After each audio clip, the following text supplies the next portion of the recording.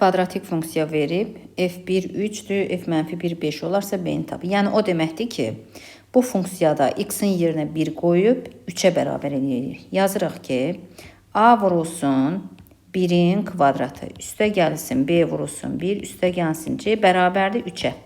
Və eyni zamanda mənfi 1-i də qoyub 5-ə bərabər edirik.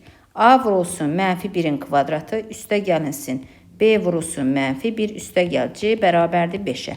İndi bu sistem tənliyi alınacaq burada. Alınacaq ki a üstə gəl b üstə gəl c bərabərdir 3. Burada isə yenə mənfi 1-in kvadratı müsbət 1 olduğuna görə a üst çıx b olacaq. Çünki b-ni mənfi 1 vursaq mənfi olacaq. Üstə gəl c bərabərdir 5-ə. Bizdən b-ni soruşduğuna görə mən birincidən ikincini çıxsam alacam b-ni.